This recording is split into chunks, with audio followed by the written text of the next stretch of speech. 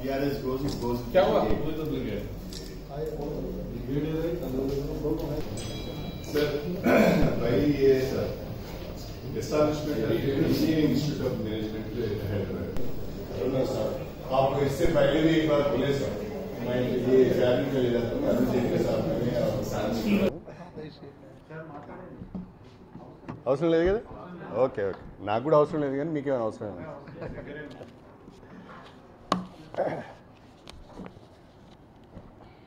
Media మిత్రులందరికీ నమస్కారం. Print media, electronic media, press, photographers అందరికీ పేరు పేరున నా నమస్కారాలు. ఈరోజు పార్లమెంట్ హౌస్లో మానవ వనరుల అభివృద్ధి శాఖ మంత్రులు శ్రీ ప్రకాష్ జవదేకర్ గారి కార్యాలయంలో నాతో పాటుగా మా పార్లమెంట్ సభ్యులందరం కూడా మంత్రి గారిని కలవడం జరిగింది. కేంద్రంలో భారతీయ జనతా పార్టీ ప్రభుత్వం ఏర్పడి 4 సంవత్సరాలు కావస్తున్నా 4 సంవత్సరాలుగా అనేక సందర్భాలలో స్వయంగా ముఖ్యమంత్రి గారు ప్రధానమంత్రి గారికి అదేవిధంగా మానవ వనరుల అభివృద్ధి శాఖ మంత్రుల వారికి విద్యా సంస్థల ఏర్పాటుకు అనేక విజ్ఞప్తులు చేసినా ఈరోజు వరకు కూడా ఒక్క విద్యా సంస్థను కూడా కేంద్ర ప్రభుత్వము మంజూరు చేయలేదు. ఏర్పాటు చేయడానికి కనీసము కార్యాచరణ ప్రకటించలేదు. ప్రాసెస్ కూడా జరగడం లేదని చెప్పి వారి దృష్టి తీసుకురావడం జరిగింది. ప్రధానంగా తెలంగాణ రాష్ట్రంలో విభజన చట్టంలో పొందుపరిచిన విధంగా గిరిజన విశ్వవిద్యాలయాన్ని తక్షణమే ఏర్పాటు చేయాలని, దానికి సంబంధించిన భూమి ఇతర సదుపాయాల ఏర్పాటుకు రాష్ట్ర ప్రభుత్వం సుముఖంగా ఉన్న కేంద్ర ప్రభుత్వంలో చలనం లేదు. ఎందుకో మీరు తెలంగాణ పట్ల చిన్న చూపు చూస్తున్నారు అని చెప్పడం జరిగింది. గిరిజన విశ్వవిద్యాలయానికి సంబంధించినంత వరకు నేను మానిటర్ చేస్తున్నాను. తప్పకుండా త్వరలోనే గిరిజన విశ్వవిద్యాలయానికి సంబంధించిన సమాచారాన్ని తెప్పించుకొని ప్రాసెస్ను వేగవంతం చేసే ప్రయత్నం చేస్తానని చెప్పి మాకు మాట ఇవ్వడం జరిగింది. అదేవిధంగా హైదరాబాద్లో అనేక సంస్థలు పారిశ్రామిక రంగానికి సంబంధించి కానీ, ఐటీ రంగానికి సంబంధించి కానీ, మ్యానుఫ్యాక్చరింగ్కి సంబంధించి కానీ, ఎడ్యుకేషన్కి సంబంధించి కానీ, కన్స్ట్రక్షన్కి సంబంధించి కానీ అనేక విద్యా సంస్థలు ఉన్నాయి. నూతనంగా ఏర్పడిన తెలంగాణ రాష్ట్రము అభివృద్ధిలో గౌరవ ముఖ్యమంత్రి కేసీఆర్ గారి నాయకత్వంలో దూసుకుపోతున్న సమయంలో ఒక హ్యాపెనింగ్ స్టేట్గా తెలంగాణ భారతదేశ ప్రజల దృష్టిని ఆకర్షిస్తున్న సమయంలో, ఒక గ్లోబల్ సిటీగా హైదరాబాద్ ఎదుగుతున్న సమయంలో మీరు మాకు ఇండియన్ ఇన్స్టిట్యూట్ ఆఫ్ మేనేజ్మెంట్ ఇవ్వాలని 4 సంవత్సరాల క్రితం ప్రధానమంత్రి గారికి స్వయంగా మా ముఖ్యమంత్రి గారు రిప్రజెంటేషన్ చేశారు. దానిపైన కూడా ఇంతవరకు మీ దగ్గర ఏ రకమైన మీ వైపు నుంచి ఏ రకమైన స్పందన లేదు. మీరు ఇస్తారా ఇవ్వరా అనేది కూడా తేల్చి చెప్పాలి అని అడిగారు. పరిపాలనా సౌలభ్యం కొరకు తెలంగాణలో 10 జిల్లాలుగా ఉన్న తెలంగాణను 31 జిల్లాలుగా మార్చుకున్నాం. నూతనంగా ఏర్పడిన అనేక జిల్లాలలో జవహర్ నవోదయ విద్యాలయాలు లేవు. అదేవిధంగా కేంద్రీయ విద్యాలయాలు కూడా లేవు. కాబట్టి నూతనంగా ఏర్పడిన జిల్లా కేంద్రాలలో ఎక్కడైతే జవహర్ నవోదయ విద్యాలయాలు లేవో, ఎక్కడైతే కేంద్రీయ విద్యాలయాలు లేవో అక్కడ కొత్తగా జవహర్ నవోదయ విద్యాలయాలు మాకు కావాలని అడిగాం. జవహర్ నవోదయ విద్యాలయాలు దాదాపుగా మాకు 14 జిల్లాలలో లేవు. అదేవిధంగా కేంద్రీయ విద్యాలయాలు కూడా 14 జిల్లాలలో లేవు. కాబట్టి మనకు ఈ 14 జిల్లాలలో కూడా జవహర్ నవోదయ విద్యాలయాలను కేంద్రీయ విద్యాలయాలు ఏర్పాటు చేయాలని గౌరవ ముఖ్యమంత్రి గారు స్వయంగా ప్రధానమంత్రి గారికి లేఖ రాశారు. దానిపైన కూడా మీరు ఏ రకమైన చర్య తీసుకున్నట్టుగా లేదు అన్నప్పుడు కొత్తగా జవహర్ నవోదయ విద్యాలయాలను కేంద్రీయ విద్యాలయాలను ఈ సంవత్సరం మంజూరు చేయబోతున్నాం. ఆ కొత్తగా మంజూరయ్యే వాటిలో తెలంగాణ వాటా కూడా ఉంటుంది అని మాత్రము మంత్రి గారు చెప్పారు.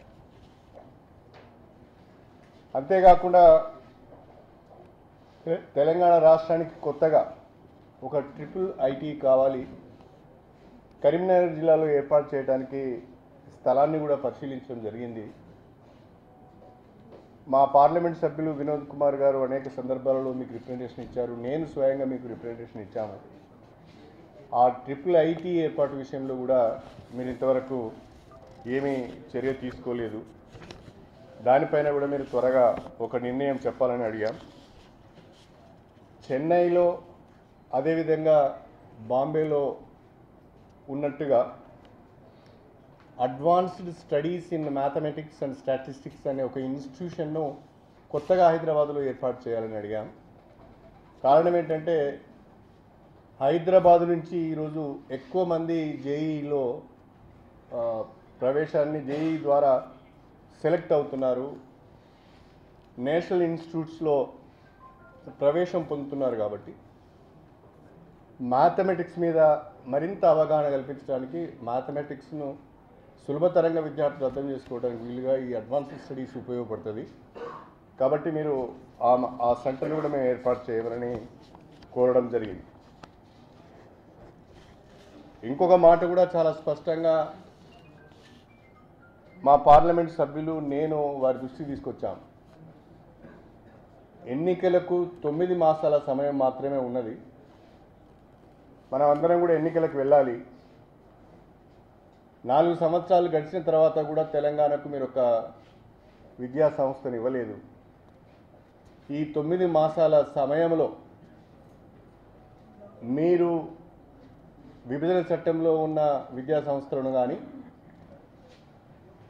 స్వయంగా ముఖ్యమంత్రి గారు ప్రధానమంత్రి గారిని కోరిన విద్యా సంస్థలను కానీ, మేమిచ్చిన రిప్రజెంటేషన్స్ను కానీ మీరు పరిశీలించి చర్యలు తీసుకోకపోతే తెలంగాణ ప్రజలకు మీరు అన్యాయం చేసిన వాళ్ళు అవుతారు. ఎన్నికలలో తెలంగాణ ప్రజలకు మీకు చేసిన ఏ ఒక్క అభివృద్ధి కూడా చెప్పుకునే అవకాశం ఉండదు. విద్యా రంగంలో మీ యొక్క కాంట్రిబ్యూషన్ తెలంగాణకి ఏమీ లేదు. కాబట్టి సమయం తక్కువగా ఉన్నది, మీరు ఆలోచించాలని కూడా కోరడం జరిగింది. తర్వాత దేశవ్యాప్తంగా మధ్యాహ్న భోజన పథకాన్ని 1వ తరగతి నుంచి 8వ తరగతి వరకు మాత్రమే మనం అమలు చేస్తున్నాం. అది కూడా మీరు 60% నిధులు ఇస్తే 40% నిధులు రాష్ట్రాలు భరిస్తున్నాయి సెంట్రల్ స్పాన్సర్డ్ స్కీమ్ కింద. తెలంగాణ తన స్వంత నిధులతో 9, 10 తరగతులకు కూడా మధ్యాహ్న భోజనాన్ని పెడుతున్నాం. ఈ మధ్యాహ్న భోజనాన్ని దేశవ్యాప్తంగా 12th క్లాస్ వరకు ఎక్స్టెండ్ చేయవలసిన అవసరం ఉన్నది.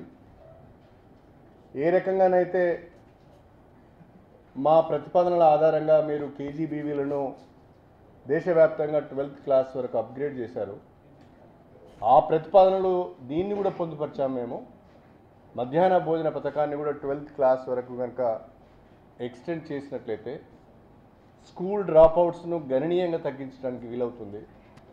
గ్రామీణ ప్రాంతాలలో ఉన్న పేద బిడ్డలకు కనీసం మధ్యాహ్నమైన కొంత భోజనం దొరికే అవకాశం ఉంటుంది. కాబట్టి ఈ పథకాన్ని 12th క్లాస్ వరకు కూడా ఎక్స్టెండ్ చేయమని అడిగినాను.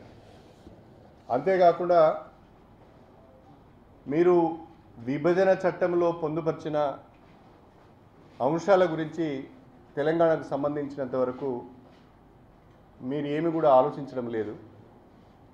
ఆంధ్రప్రదేశ్ విభజన చట్టంలో 2 రాష్ట్రాల ప్రస్తావన ఉన్నది. ఆంధ్రప్రదేశ్ అండ్ తెలంగాణ అని 2 రాష్ట్రాల ప్రస్తావన ఉన్నది. కాబట్టి ఎంతసేపు ఒక రాష్ట్రం గురించి ఆలోచిస్తున్నారే తప్ప ఇంకో రాష్ట్రం గురించి ఆలోచన చేస్తున్నట్టుగా కూడా లేదు. మీ ప్రస్తావనలో, మీ సమాధానంలో ఇక్కడ తెలంగాణ కూడా ప్రస్తావన కూడా రావడం లేదు. ఇది దురదృష్టకరం.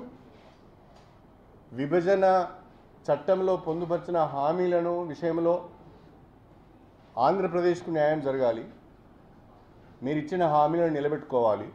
అదే సమయంలో విభజన చట్టంలో పొందుపరిచిన తెలంగాణ అంశాలపైన కూడా మీరు స్పందించాలి, మాకు కూడా న్యాయం చేయాలి. ప్రధానంగా విభజన చట్టంలో పొందుపరిచిన బయారం ఉక్కు ఫ్యాక్టరీ గురించి కానీ, రైల్వే కోచ్ ఫ్యాక్టరీ గురించి కానీ, గిరిజన విశ్వవిద్యాలయం గురించి కానీ, హైకోర్టు విభజన గురించి కానీ ఏ రకమైన చర్యలు ఉండడం లేదు. కాబట్టి మీరు కేంద్రము స్పందించాలి. ప్రత్యేకించి మీ దగ్గరికి వచ్చింది విద్యా సంస్థల గురించి మాట్లాడదామని వచ్చినాం. కాబట్టి మా తెలంగాణకు న్యాయం జరగాలి. నేషనల్ ఇన్స్టిట్యూట్స్ను మీరు తెలంగాణలో ఏర్పాటు చేయాలి. తెలంగాణ అన్ని రకాలుగా అనువైన ప్రదేశం, అనువైన ప్రాంతం, హైదరాబాదు అనువైన ప్రాంతం. గౌరవ ముఖ్యమంత్రి గారు దేశంలో ఎక్కడ లేని విధంగా గురుకుల పాఠశాల విద్యను ప్రోత్సహిస్తున్నారు. Highest number of residential schools ఈరోజు తెలంగాణలో ఉన్నాయి. కాబట్టి మా ప్రభుత్వ విధానాన్ని ప్రోత్సహించే విధంగా మీ చర్యలు ఉండాలి. మాకు అదనంగా విద్యా సంస్థలు కావాలని అడిగాం. ఇంకొక మాట కూడా చెప్పాం, మేము ఎప్పుడు వచ్చినా కూడా మీరు మా రిప్రజెంటేషన్ వింటున్నారు, ఇవన్నీ కూడా చేయాలని అంటున్నారు. కానీ ఏది మాత్రం ఇంతవరకు కార్యరూపం దాల్చడం లేదు. కాబట్టి మా రిప్రజెంటేషన్ ఇవాళ దాదాపుగా నాతో పాటు 10 మంది ఎంపీలు వచ్చారు. మా పార్టీ లీడర్ జితేందర్ రెడ్డి గారు, అదేవిధంగా మా వినోద్ కుమార్ గారు, ఇక్కడ కూర్చున్న ఎంపీలు, స్పెషల్ రిప్రజెంటేటివ్ అందరం కూడా దాదాపు 10 మందిని in a big delegation we went to the minister. కాబట్టి సీరియస్నెస్ని అర్థం చేసుకోండి, తప్పకుండా మాకు న్యాయం చేయాలని చెప్పి ప్రకాష్ జావదేకర్ గారిని కోరడం జరిగింది. సార్, ప్రత్యేక హోదాపై మీకున్నటువంటి అభిప్రాయం ఏంటి? ఎందుకంటే సభాముఖంగా ఇచ్చిన హామీ ఆంధ్రప్రదేశ్ కావాలి, ఆంధ్రప్రదేశ్ ఆర్థికంగా నష్టపోయింది కాబట్టి అనేక రాయితీలు కావాలన్నారు, ప్రధానమంత్రి స్వయంగా ఇచ్చారు. మీకున్న అభిప్రాయం? నేను ఇంతకుముందే చెప్పాను, ప్రత్యేక హోదా పైన ఆంధ్రప్రదేశ్కు ప్రత్యేక హోదా ఇవ్వడం పట్ల మాకు వ్యతిరేకత లేదు. కానీ ఆంధ్రప్రదేశ్కు ప్రత్యేక హోదా ఇచ్చే క్రమంలో తెలంగాణకు విభజన చట్టంలో పొందుపరిచిన హామీలు ఇవ్వాలి. ఒకవేళ ఆంధ్రప్రదేశ్కు స్పెషల్ స్టేటస్ కనుక ఇస్తే తద్వారా తెలంగాణకు నష్టం జరగకుండా మాకు కూడా స్పెషల్ స్టేటస్లో పొందుపరిచే రాయితీలు ఇవ్వాలి, మాకు కూడా స్పెషల్ స్టేటస్ ఇవ్వాలని మేము అడుగుతాం. ఎందుకంటే ఒక ప్రమాదం ఏంటి అంటే ఆంధ్రప్రదేశ్కు ఇన్ ప్రిన్సిపల్ స్పెషల్ స్టేటస్ ఇవ్వడాన్ని మేము వ్యతిరేకించడం లేదు. ఆ స్పెషల్ స్టేటస్ ఇస్తారో లేదో మాకు నమ్మకం లేదు, కేంద్రం ఇస్తుందని కూడా మేము అనుకోవడం లేదు. కానీ స్పెషల్ స్టేటస్ అక్కడ ఇస్తే అవే బెనిఫిట్స్ మాకు కూడా ఎక్స్టెండ్ చేయాలి, మాకు కూడా స్పెషల్ స్టేటస్ ఇవ్వాలి. కారణం ఏంటి అంటే ఒకవేళ ఇన్సెంటివ్స్ అనేటివి వస్తే కొంత పరిశ్రమలు కూడా తరలిపోయే అవకాశం ఉంటుంది. కాబట్టి మా యొక్క గ్రోత్ కూడా దెబ్బతలిగే అవకాశం ఉంటుంది. కాబట్టి వాళ్ళకి ఇస్తూనే ఆ బెనిఫిట్స్, ఆ స్టేటస్ మాకు కూడా ఇవ్వాలని మేము కోరుతాం. మేము పోటీ పడడం లేదండి. వాస్తవంగా ఏ విధంగానూ కూడా ఆంధ్రప్రదేశ్తోని మాకు పోటీ లేదు. వాళ్ళు మమ్మల్ని పోటీదారులుగా చూస్తున్నారే తప్ప వాళ్ళు మేము మా పక్క రాష్ట్రము, మా తెలుగు వాళ్ళు, మా తెలుగు రాష్ట్రం అనే చూస్తున్నాం. వాళ్ళు మాత్రమే కొంత మేము పొరుగు రాష్ట్రము, మేమేదో వ్యతిరేకమని అనుకుంటున్నాం. మేము ఎప్పుడూ అలా భావించడం లేదు. తెలుగు రాష్ట్రాలు 2 కూడా అభివృద్ధి చెందాలి, తెలుగు ప్రజలు మంచిగా ఉండాలని చెప్పి మా ముఖ్యమంత్రి కేసీఆర్ గారు ఎప్పుడు చెప్తుంటారు, మాతో కూడా చెప్తుంటారు. ఆ రాష్ట్రానికి వచ్చే రాయితీలు ఏమైనా వస్తే, ఆ రాష్ట్రానికి వచ్చే నిధులు ఏమైనా వస్తే మనం దాని గురించి వ్యతిరేకించవలసిన అవసరం లేదు, మనకు కావాల్సింది ఏదో మనం అడుక్కుందాం అంటాడే తప్ప ఎప్పుడు కూడా దానికి వ్యతిరేకంగా మాట్లాడని చెప్పడం లేదు. ఇవాళ దురదృష్టం ఏంటి అంటే స్పెషల్ స్టేటస్ విషయంలో ఆంధ్రప్రదేశ్లో ఉన్న రాజకీయ పార్టీలకు చిత్తశుద్ధి ఉన్నట్టుగా కనిపించదు. నేను వాళ్ళకు ఒక మాట చెప్పాలనుకుంటున్నా.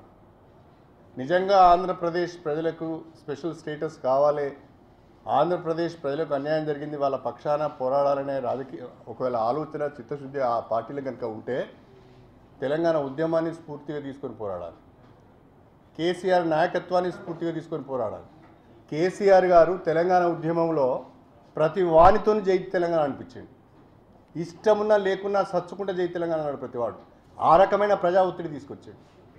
ఇక్కడ ఏం జరుగుతుందంటే ప్రతివాడు స్పెషల్ స్టేటస్ను ఒక రాజకీయ అంశంగా మలుచుకోవటానికి, వాళ్ళకు అనుకూలంగా దాన్ని మలుచుకోవడానికి ప్రయత్నం చేస్తున్నారే తప్ప ఎవడు కూడా సిన్సియర్గా ఆంధ్ర ప్రజలకు అన్యాయం జరిగింది, స్పెషల్ స్టేటస్ కావాలి, దీన్ని మనం సాధించాలనే లక్ష్యంతో పోరాడుతున్నట్టుగా బయట నుంచి గమనించడం మాకైతే అర్థం కావడం లేదు.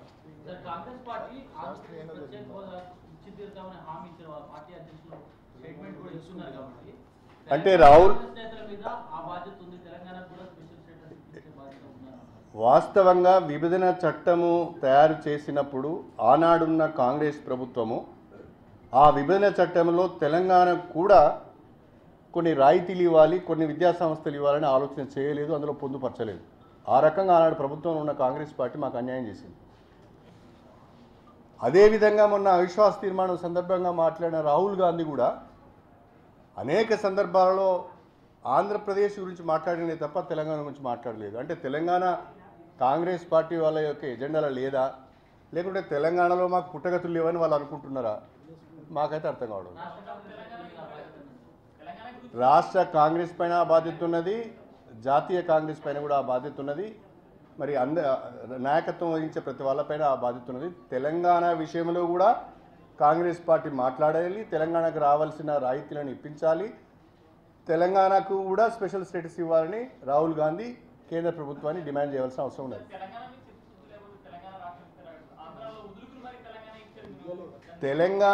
తెలంగాణ పైన చిత్తశుద్ధితోని వాళ్ళు మాకు రాష్ట్రం ఇవ్వలే.